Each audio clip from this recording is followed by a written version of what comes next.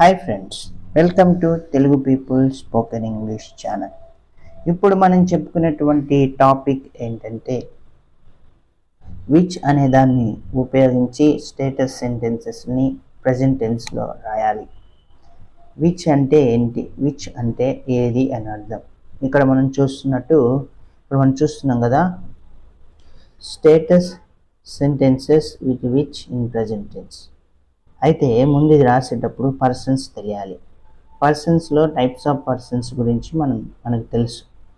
పర్సన్స్లో first person singular ఏంటిది అంటే I.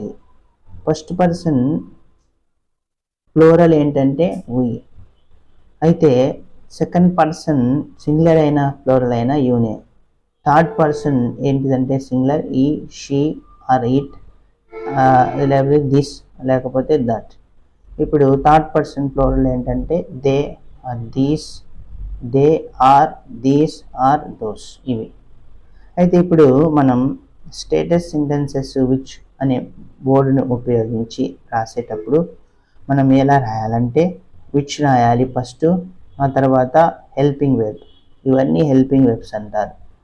Helping verb రాయాలి, ఆ తర్వాత పర్సన్స్ రాయాలి.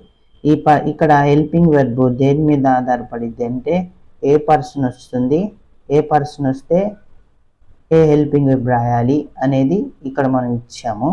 ఇక్కడ హెల్పింగ్ వెర్బ్ అనేది పర్సన్స్ బట్టి చేంజ్ అవుతుంది అనేది తెలుసుకోవాలి. ఇప్పుడు చూద్దాం.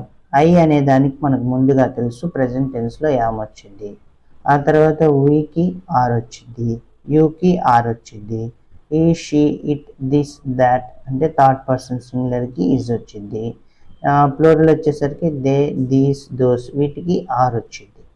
అయితే ఫస్ట్ మనం ఎలా రాయాలి? ఇంతకుముందు చెప్పుకున్నట్టు విచ్ రాయాలి, ఆ తర్వాత హెల్పింగ్ వెర్బ్ పెట్టాలి, ప్లేస్ చేయాలి, రాయాలి, ఆ తర్వాత పర్సన్స్ రాయాలి. ఇప్పుడు ఐ అనే దాన్ని యూజ్ చేస్తూ మనం విచ్ని ఉపయోగిస్తూ రాయాలంటే విచ్ యామ్ ఐ అంటాం. ఆర్ మరి వి ఉపయోగిస్తూ మరి రాయాలి అంటే ఎలా చెప్తాం? విచ్ ఆర్ వి అంటాం. ఆ తర్వాత విచ్ ఆర్ యు అంటాం. విచ్ ఈస్ హీ, లేకపోతే విచ్ ఈస్ షీ, లేకపోతే విచ్ ఈస్ ఇట్ అంటాం, విచ్ ఈస్ దిస్ అంటాం, విచ్ ఈస్ దట్ అంటాం. అదేవిధంగా which are they, which are these, which are those అని అంటాం. ఇక్కడ మనం గమనించాల్సింది ఏంటంటే అసలుకి మీనింగ్ చూడండి. విచ్ యామ్ ఐ, నేను ఏదై ఉన్నాను. అసలుకి ఇది ఏదై ఉన్నానంటే అసలు మాట్లాడతామా అలా? నేనేమై ఉన్నాము అని వాడతాం, నేను ఎవరిని అని వాడతాం. మరి విచ్ యామ్ ఐ అనేది మనం ఎక్కువగా వింటామా అంటే వినం. విచ్ ఆర్ వి, మేము ఏదై ఉన్నాము. లేకపోతే విచ్ ఆర్ యు, నీవు ఏదై ఉన్నావు. విచ్ ఈస్ హీ, అది అతడు ఏదై ఉన్నాడు. విచ్ ఈస్ షీ, ఆమె ఏదై ఉన్నది. విచ్ ఈస్ ఇట్, అది ఏది.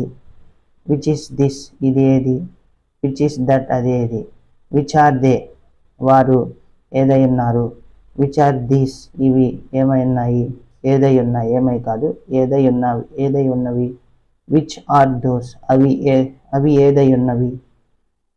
దీన్ని బట్టి మనం గమనించాల్సింది ఏంటంటే గ్రామటికల్గా రాసుకోవటానికి ఓకే, కానీ దాన్ని రాసి మాట్లాడుతున్నప్పుడు ఈ సందర్భం ప్రకారంగా మీనింగ్ వచ్చిద్దా అంటే రాదు అని చెప్పాలి. అదే ఇక్కడ రాశాం. Grammatically right but as per its meaning not reasonable to speak.